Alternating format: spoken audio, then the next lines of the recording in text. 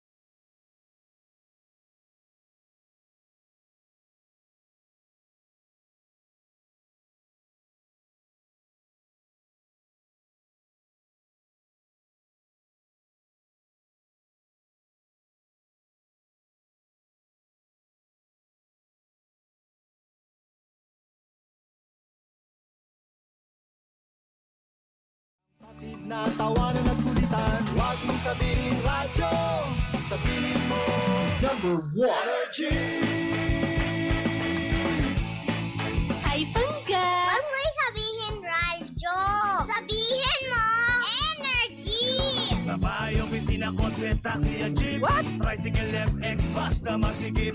Palengke, internet, plaza, karinderya. Energy FM, nagbibigay saya. Huwag mong sabihin radyo, sabihin mo number 1 Energy. Pangga, energy kaibigan mo. Pangga, energy ang numero 1. Kaya't tumango na at isigaw. Sabihin mo, energy! Huwag mong sabihin radyo, sabihin mo energy. Mga pangga, paalala lamang po, ang 106.7 Energy FM at ang programang Believable Stories ay hindi responsable sa mga opinyon o kwento na ibabahagi ng ating panauhin. Ang mga ito ay personal na pananaw at karanasan ng panauhin at hindi sumasalamin sa paninindigan ng estasyon o ng programa. MX3 Stories, mga kwento, Naranasan kong ma-discriminate ang sarili kong ng pamilya. Ang hirap, no? Kasi lumaban ka naman ng patas pero iba yung tingin nila sa'yo kasi PWD ka. Buhay Hindi madali na malayo sa pamilya. Pero sa ikagiginhawa ng buhay nila, tinatagan ko yung loob ko. Pinangako ko sa sarili ko, anumang unosong dumating, ilalaban ko yung pangarap ko. at tagumpay. Bawat pahit na dumaan, lahat yun, hindi ko na nararamdaman. Kasi, andito na ako eh. Naabot ko na. Ginapang ko to bang para kang laging umakit ng mundo. Pero, nung dumating na yung takdang oras para sa akin, napasalamat Lord talaga ako para sa kanya lahat ng ito. Thank you, Lord! MX3 Stories. Kwento Buhay. at tagumpay Inspirasyon sa bawat kwento. MX3 Stories.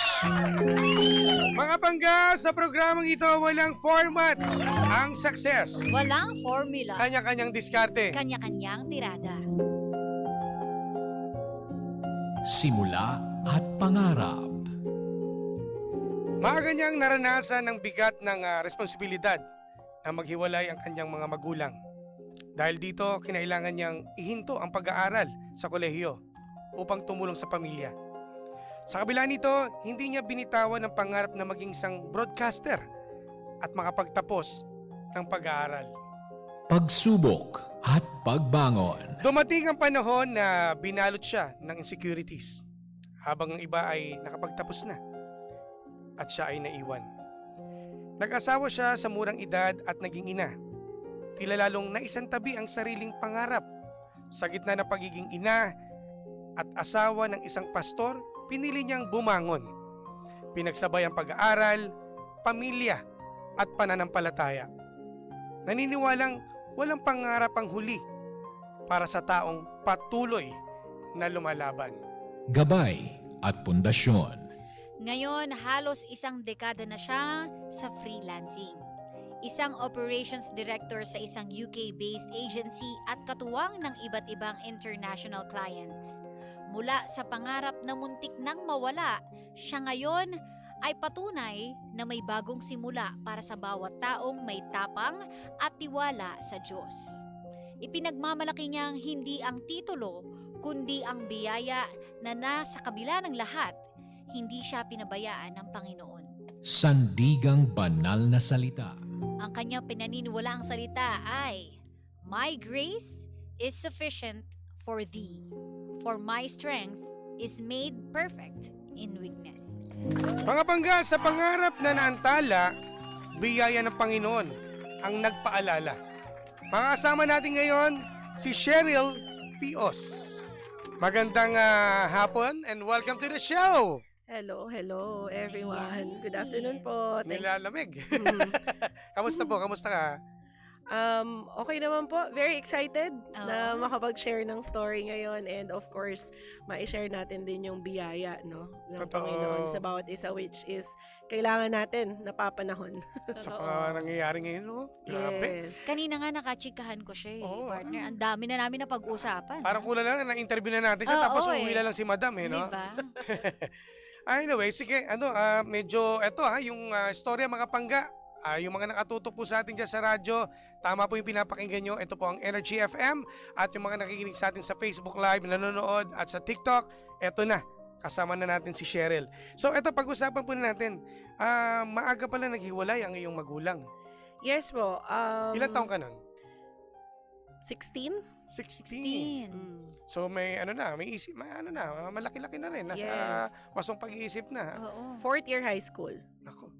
Gaano kalaki ang impact niyan yung naghiwalay ang parents mo? Una, nagulat na lang ako. Syempre, anak ka, wala kang magagawa, no? Parang nagulat, kahiwalay na. Malaking impact kasi panganay ako eh. Ayun. Tapos, ilan pa kayo magkakapatid? 5. 5. 5. Yes. Puro ilang babae, ilang lalaki? 3 babae, 2 lalaki. Yung bunso namin that time, 1-year-old. Nako. Tapa. Ito bang hiwalayan na to yung as in biglaan na hiwalay na O naranasan niyo nararamdaman nyo yung nararamdaman niyo na. pagbabago unti-unti at Nag-aaway. alam nyo maghihiwalay May na. mga hindi sila pagkakaunawaan, pero parang biglaan na, okay, hindi na pinauwi yung papa ko kasi may third party. Ganun. So, sa 16 years old, no? Medyo 4th year. Gaano ka-epekto naman ng paghiwalay ng parents mo sa pag-aaral mo? Nung una, nagtutuloy-tuloy pa kasi malaking support system yung lolo't lola. So, yung parents Kasama ng niyo to mother ko. sa bahay ninyo? Hindi, bukod kami ng bahay, pero everyday pupunta sila sa bahay para pagpapasok kami ng pangalawa kong kapatid, kasi 2 taon lang pagitan namin. Sila yung mag-aalaga sa mga maliliit, sa 3, para makapag-aral kami. Tapos uuwi kami agad kasi para kami naman ang magbabantay. Palitan. Yes, oo. Tapos pag may mga school activity, di ka na makaka-join kasi pagka weekend, ikaw na totoka sa bahay eh. Kasi si mama, kailangan niya magtrabaho. Anong trabaho ng parents mo? Anong trabaho ng mother That mo? time, nasa semiconductor siya. Pero nung naghiwalay sila ni Papa, parang few months, kailangan na niya mag-abroad. So, naiwan kaming 5 magkakapatid sa lolo't lola. Ayun, nag-move in na kami sa bahay ng lolo't lola namin. Okay. Nung nag-abroad ba yung nanay Mother mo, eto na yung time na huminto ka na sa kolehiyo? Nakapagpatuloy pa ako, mga 2 years lang. Anong course ang ano niyo? Broadcast communication Ba? sa PUP. Yun talaga Gusto mo ang naging ano. mga DJ, no? reporter, reporter, ganyan. ano bang Reporter, documentary. Kasi yung boses niya rin partner eh. walang ano eh, talagang literal na yung boses, Oo, hindi na may kailangan karakter modulate talaga, eh. oo. Pero nung bata ka, syempre meron tayong choices eh sa Mm-mm. pangarap natin eh. Iba gusto maging doktor, gusto Mm-mm. maging teacher, ikaw ba? Yun talaga. Yun Yun talaga. Kasi Pares gusto ko tayo, nagbibigay ng mga opinion. Oo. Yung katulad ng pag-uusap natin kanina. Naku, Oo, yes, in magaling fairness. magaling, oo. Matinding balitaktakan yung topic Sana namin umabot kanina. siya nung ano, kasi may audition kami, sana po nag-apply ka. Oo Sa nga. susunod, Di abangan ko. bale, di bale. Sige. O yun, so bali, broadcaster, no? Saan school ka na gano'n? Sa PUP. PUP. PUP, eh di ba, doon din yung ating kasama sa atin, si ano? Oo, dati si Papa Jackson. Papa Jackson. Kaklase ko siya. Tropa. Classmate mo! Yes, as in Small tropa. world. Yes. Oo, kalain mo. So sayang din ano, dahil hindi mo na natapos. Kasi kinakailangan mo talagang tumulong na. Magtrabaho? Mm-mm. Anong trabaho? Sa ano mo? mayor's office sa Pasig City. Okay. Kasi so, nung tumigil ako, Oh. nag-18 na ako. So parang inintay ko lang mag-18 ako. Pag 18, pwede na mag-work. So, 18. third year college ako noon. Kaya tumigil na ako. Kailangan ko na magtrabaho para matulungan ko yung mama ko. Hindi naman kalakihan ng sahod sa Taiwan. Tapos 5 kami. Pero gaano kahirap? Kasi, di ba, ikaw ay may pangarap na maging isang, pangarap mo maging isang broadcaster o, Mm-mm. syempre, di ba, pag tayo may gusto sa buhay, pangarap, no? Mm-mm. Nandun ka na eh. Nandito ka na Oo. sa kolehiyo eh. Anong impact sa'yo nung hindi mo pinagpatuloy? Hindi ka ba naggalit sa parents mo? Hindi. Sinisi mo sila? Ganyan? Hindi. Kasi kailangan ko talagang tumulong. Pero ang naging impact sa akin noon, nag-detach ako sa mga kaibigan ko. Yan, kila John, tsaka sa iba kong tropa. Talagang nire-reach out nila ako, lumalayo ako sa kanila. Hindi ako nagpaparamdam. Nag-disconnect talaga ako kasi feeling ko sila may nangyayari na sa buhay tapos sa akin ito lang. Pero hindi naman ko kino-question kasi alam ko yung mga kapatid ko kailangan kong tulungan tsaka yung lolo't lola ko. Inuna mo mama ko. syempre, Mm-mm. ang mga kapatid. Pero partner, eto na pumasok na syempre yung hirap mo bilang panganay, tapos nagtrabaho ka kagad, tapos isang pagsubok na naman uli na maaga kang naging isang ina. Actually, mga 23 years old naman ako noon. 23! Sa wastong edad na rin Pwede pala. na, Oo. oo. Well, kasi nakilala ko yung husband ko, no? Parang napagod ako all this time. Actually, medyo may hinanakit ang mga kapatid ko noon kasi nung nakilala ko tapos nagtanan. So parang sumama na iniwan ako mo, sa parang kanya. iniwan ko Iniwan ko sila. Oo. Kasi parang napagod din ako na parang all these years, ganon. Sila yung nintindi mo, sarili mo naman. Oo. Ganon, nakakapagod din. Pero hindi naman ako proud dun sa desisyon na yon kasi syempre may mga kapatid pa rin naman akong naiwanan ko sila. Yun, pero naniwala ako na may kalooban si Lord. Meron siyang in-orchestrate niya yung mga bagay-bagay na nagkakilala kami ng husband ko ngayon at nag-decide ako sumama at nag-ministry siya. So sa mga decision mo that time, eto ba ipinapaalam mo sa lolo't lola mo, sa parents mo? Against sila noon sa parang Romeo and Ay, Juliet. Okay. Okay. Pero feeling ko, sabi ko, ito na talaga yun meant to be kami. Ramdam mo Mahal na ko eh. siya, Oo. ganon. So, lumayas ako. Ganon. Tapos nagsama na kami. Never ka nagbilin sa mga kapatid mo o paano? Hindi Kasi talagang biglaan. Biglaan. Talagang nung ayaw na nila, very vocal yung family ko, ayaw nila sa kanya kasi nga pastor, walang pera, ganyan. Tapos may pangarap din sila para sa akin. Eh wala, syempre mahal mo tapos umalis ka. Kapag mahal mo, ipaglaban mo. Tama. Basta sa tamang tao. Sa tamang tao. Yun eh. Pero partner, katulad nga nung sinabi niya, no, meron namang rason. Di ba? Kumbaga, etong lahat ng to may plano eh. Kung bakit nangyari ito, bakit nagkaroon ng problemang ganito. Sa tingin mo nung panahon na yon, ano yung tinuturo sa'yo ng Panginoon kung bakit nangyari lahat ng pagsubok na yan? Yung i-develop pa rin yung tiwala sa Kanya. Na hindi ka magbabago yung faith mo sa Kanya, na naniniwala ako na in time, may sariling panahon si Lord. Kaya yung sinasabi natin na parang, sige papalakpakan ko muna kayo ngayon. For now, papalakpak lang ako habang iniintay ko yung time ko. Nangyari sa akin yun personally. So, gano'n. Imbis na Nagmamadali ka. Kumbaga, ito, hinintay mo talaga. hinintay ko, naniniwala ako may plano si Lord. Kasi sabi sa Bible, for my ways are not your ways, saith the Lord. Kung gaano kalayo ang langit at lupa, ganun kalayo ang pag-iisip ng tao at ng Diyos. Pero yung time na yun na, di ba, bumukod na kayo ni Mr. nung asawa mo. Siyempre, hindi maalis pa rin sa isipan mo na ano kaya ang ginagawa ng kapatid ko? Paano kaya yung kumakain pa sila ng tama sa oras?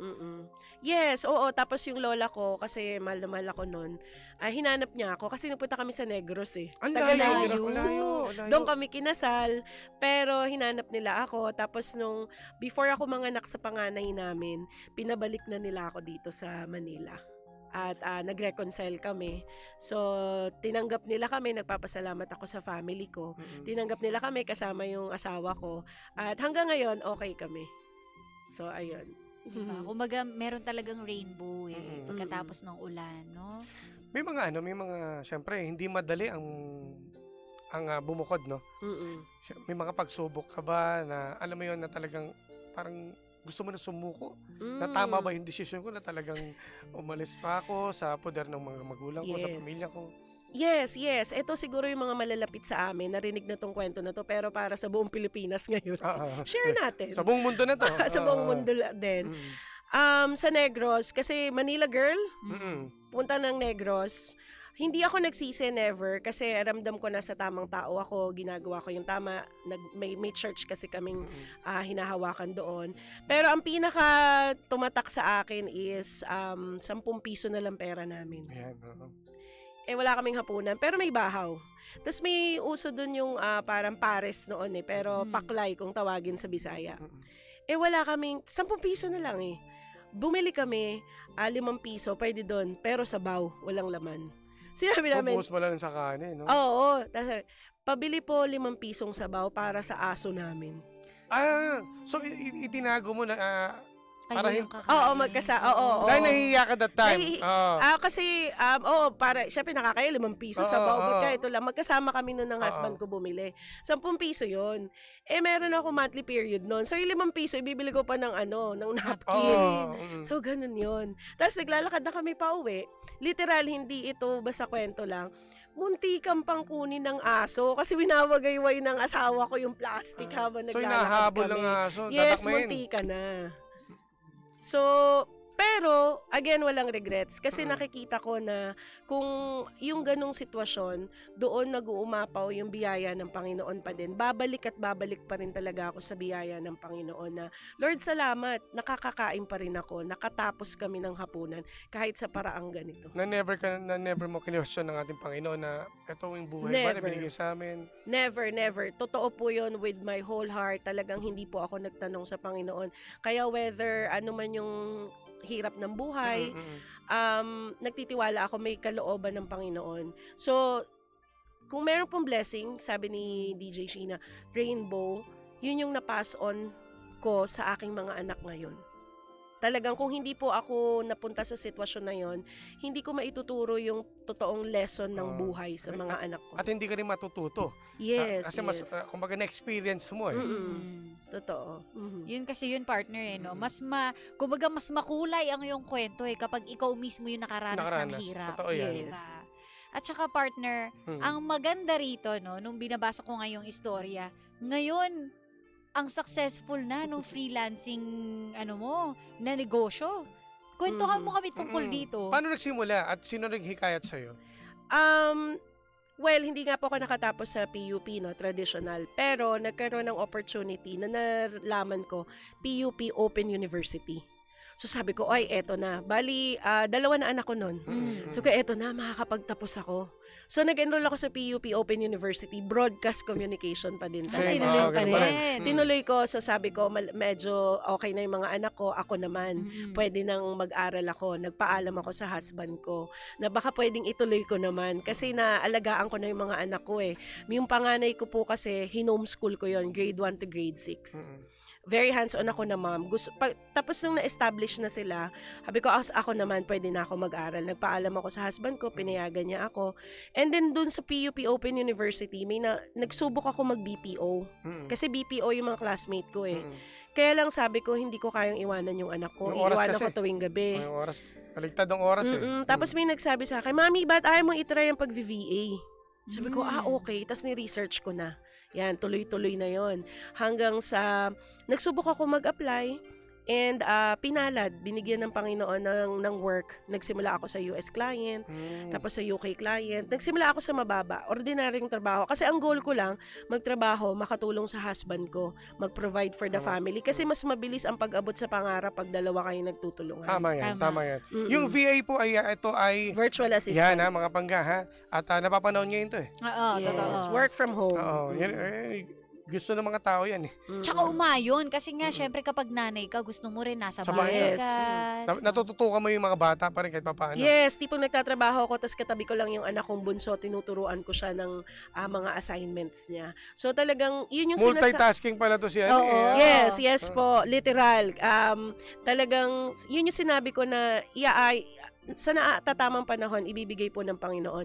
Kasi hanggang ngayon, hindi ko po ma-imagine, UK na client, British, taga London, paano ko naman makikilala yun? Hindi naman nagpunta dito yun, hindi naman ako nagpunta doon, wala kaming common friends. Nag-apply ako hanggang sa nagkaroon po ako ng ganong trabaho and then gradually nagsimula lang po ako bilang recruitment assistant. Ano to? Talagang isang beses ka na nag-apply, ito na kagad ng trabaho mo. Kasi di ba, ang daming mga kasi. Minsan mga 10 pa yung in-applyan. Tsaka may mga scammer eh. Oo. Diba? Hindi po, nagsimula ako ng cold caller. Parang magtatawag ka sa US, magbebenta kang insurance, tapos babagsakan ka ng telepono, gano'n. Kasi wala akong experience online and I have to build my portfolio para may mailagay ako sa resume at mapansin ako ng mga a-applyan ko. And then, siguro po mga pangatlong trabaho ko yun. Hanggang ngayon, nandun pa ako sa kanila, magsi 7 years na ako sa May. Grabe, partner, no? Diba? So, iba rin talaga, matapos nung mahaba mong paghihirap, ito na yung bunga. Sa mga pinagdaanan mo no nung bata ka pa hanggang sa maghiwalay yung parents mo at hanggang ngayon ano natutunan mo sa istorya ng buhay mo? Kagaya po nung sinabi, yung shinare ko na life verse ko, sabi sa 1 Corinthians 15:7, my grace is sufficient for thee. Sapat ang biyaya ng Panginoon sa bawat pagkakataon. Kung ano yung biyaya ng Panginoon na nag-sustain sa akin nung 4th year high school ako, naghiwalay ang magulang ko. Yung biyaya ng Panginoon na nag-asawa ako sa Negros, bumili kami ng 5 pisong sabaw. At yung biyaya ng Panginoon ngayon na meron akong mga anak at kung ano man yung haharapin pa sa dadating na panahon, parehas po yung biyaya na yun. Hindi po nagbabago yun. So talagang I am just thankful, nagpapasalamat ako sa Panginoon na yung biyaya niya ang nagtawid sa akin sa lahat po ng iyon. At alam mo na hindi ka niya pinabayaan. Ginabayan ka niya simula pagkabata mo hanggang ngayon. No? Yes. Hanggang sa ngayon po na meron po akong anak. And lahat po may pag-aalala. Ngayon i-relate natin sa current events, sa crisis. Nag-aalala, naghahanda tayo. Pero kung paano po kami iningatan ng Panginoon nung pandemya, I'm sure ngayon ganun pa din yun. Parehas na biyaya po ng Panginoon. Gaano ko po nire-recognize ang laki ng biyaya ng Panginoon. Kung ngayon po ako operations director at nagsiserve ako ng foreign clients. Maganda ang kita. Pero kung aalisin sa akin yun ng Diyos at babalik kami doon sa dating hirap ng buhay, malugod kong tatanggapin yun. Bakit? Kasi yung biyaya niya, sasamahan ako kung saan man ako dali ng Panginoon. Pero naniniwala din naman ako na hindi iaalaw ng Panginoon na bumalik ako doon kasi nagmanifest ang goodness at kapangyarihan ng Panginoon sa buhay namin. Naalala ko po noon, ang sabi sa akin ng husband ko, mahal, ang goal lang natin ngayon is lahat ng gagawin natin sa buhay natin. Ang makita ng tao, yung galing ng Panginoon, kapangyarihan ng Diyos, hindi yung galing natin. And kaya po sinasabi ko ngayon, kung ano man yung meron ako, hindi po sa akin yun. Nagkataon lang na operations director ako, pero galing po yun sa Diyos, hindi po sa sarili kong talino o sa sarili kong galing. Dahil doon ka dinala. Yes, meron pong purpose si Lord. And ngayon po, recruitment agency yon, meron po kami mga virtual assistant, meron po ako mga natulungang mga tao na magkatrabaho sila. Yun yung maganda Iba doon, eh, partner, di ba? Kumbaga ito, hindi lang basta nakatulong ka, parang isang ministry na siya eh, di ba? Yes po, kasi yung asawa ko ay nagtuturo, pastor po siya sa church. Ako po, ang ministry ko makatulong sa members, makatulong sa mga ibang tao na kailangan ng trabaho. Pero I'm particularly drawn to mothers. Mga single mom. Opo, May mga single mom, tsaka kadalasan. po yung Working mga mom. working Working mom mom, na kailangan oo. nilang iwanan ng kanilang mga anak to help them improve the quality of their life. Ang isa pong hindi tatatak sa isip ko, yung buhay may asawa na. Mahirap po ang buhay noon. Ang asawa ko that time, nagde-deliver lang ng bills ng credit card. So sabi ko, mahal, sana dumating yung isang araw, makabili tayo ng toyo at suka na nasa bote. Totoo yun. Talaga? Kasi lagi lang pong nasa pouch. Ganun yun. Yun yung pangarap ko. Hanggang ngayon, whenever I'm invited na magsalita, yun po yung lagi kong sinishare. At sabi ko, gusto ko ang bawat nanay dumating po sa punto na nandun ka sa counter, hindi ka magbubukas ng wallet mo. Bibilangin mo, kasya ba itong ibabayad ko? Tapos pagtansya mo, hindi kasya, unti-unti mong babawasan yung laman ng cart. At ang una mong tatanggalin sa cart, yung shampoo na gusto mo sanang subukan. Yung lotion sana na gusto mong subukan. Pero ngayon po sa freelancing, kung gagamitin pa ako ng Panginoon, yun po ang gusto kong mangyari to help people improve the quality of their life sa pamamagitan na ako po yung nagiging daan para magkaroon sila ng trabaho. Na wala ng nanay na kailangan mag-alala pagdating sa counter. Lahat ng laman ng cart mabibili at mostly para sa pamilya yun. At saka hindi biro ang pagiging ina. Totoo. Di ba isang ina ka? Oo, natatouch nga ako Iba sa eh. ano yun. Iba yung di ba syempre sa araw-araw isip yung ano yung lulutuin. Totoo. Yes. Diba? Tsaka malaking bagay yun eh, na kasama mo yung anak mo. No? Napagsasabay, no? Mas kampante ka pa, nasa bahay ka na at nakikita mo sila Yes. nababantayan. Sa mga nanonood, ayan, I'm so sure na makaka-relate kayong lahat ng mga pangga. Kaya, totoo yun, ang ganda nung sinabi niya kanina na orchestrated lahat ng Panginoon yung mga nangyayari sa buhay natin, di ba? Minsan kasi, actually, madalas, mapapatanong ka eh. Bakit ganito? Ba't ganito yung problema ko? Tsaka maraming ibang mga pangga natin na puro sisi. Oo. Na bakit, Lord, ito binibigay mo sa akin, bakit ganito, bakit ganyan. Mali ako ng desisyon mali eh. ang desisyon. Alam, minsan din, nakikita ko sa storya mo, Cheryl, ikaw ay may lakas din ng loob. Kailangan kasi may Yes. gawa eh. Hindi lang man natin, okay, sabihin natin at tayo ay, binigyan natin loob natin kay Lord. Pero syempre, kailangan din ng kilos. Yun ang lagi dapat tanda ng mga pangga natin na kailangan samahan ng kilos. Hindi lang basta pananampalataya. Malakas sa pananampalataya at kilos, gawa natin. Kailangan yan eh. At lakas ng loob at pagmamahal. Yes. And maganda yung support system talaga. Yes, rin. oo. At syempre, sa mister mo, na Yes. talaga naman hindi ka iniwan.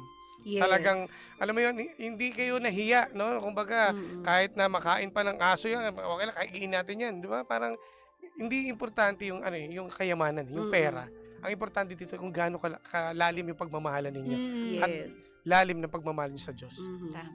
Ako, dahil dyan, baka pwede natin siyang hinga ng mensahe yan para sa iyong asawa. Oh, wow, syempre nandito siya. Nandito siya ngayon. Shout out sa aking asawang si Arnel. Yan. And of course sa aming boys kasi nanonood sila ngayon si Timothy at si Joshua. Yun, gusto ko lang magpasalamat sa aking husband na nakasama ko sa lahat ng yon. Kanina habang nagkukwento ako, parang kahapon lang yon, pero 21 years ago na yon. Tagal na rin, no? Matagal na. And hindi man perfect ang aming pagsasama, hindi man perfect ang pagiging magulang namin, pero meron kaming perfect word of God na ginagamit naming gabay sa araw-araw. And salamat for keeping me grounded. At siya talaga yung taga-remind ko, kasi hindi naman natin mag-guarantee that we are okay always, no? Pero siya yung nagre-remind sa akin. And salamat kasi worth it yung pinaglaban 21 years ago, at kasama ko pa siya hanggang ngayon. So, ayun lang po. Ayan, ako. Dahil dyan, partner, tanggapin mo ang paghanga at pagkilala yan kay Andrea para sa pagbabahagi ng iyong kwento ng sakripisyo at tagumpay sa programang MX3 Stories na nagsilbing inspirasyon sa bawat pangga. Kasama ang aming mga puso at pasasalamat, DJ Jimbo, and yours truly, DJ Sheena. Alam mo, bitin na bitin ako talaga eh. Kung gusto na natin mag-OT lang tayo, pero sarap sana para sa iyan, Sherry. makapagkwentuhan. Wait, there's more. Atid sa atin ng MX3, dito ako, Billy. para po sa iyan. Yan, thank you Yan. po. Pami, gusto po kayong pasalamatan Yes. at batiin i-shoutout yung mga pangga natin, ng mga kaibigan ninyo at pamilya. Yes, of course. Shout out po unang-una sa aking pong pamilya, aking mga boys na nasa bahay, si Joshua and si Timothy, and kay Ate Maika. Nakasama po nila ngayon. Shout out din po sa, of course, sa Team Rizal. Yan. Hoy, Team Rizal. Mga Shout out. VA po yun na team ko na nasa Rizal. Shout out din po sa aming mga kasama at sa freelancing, and of course sa aking FH Moms community Yes. na talagang malaking role po ang kanilang Totoo. ginampanan sa aking pong career bilang virtual assistant. And shout out po sa aking mother na nanonood, Ma.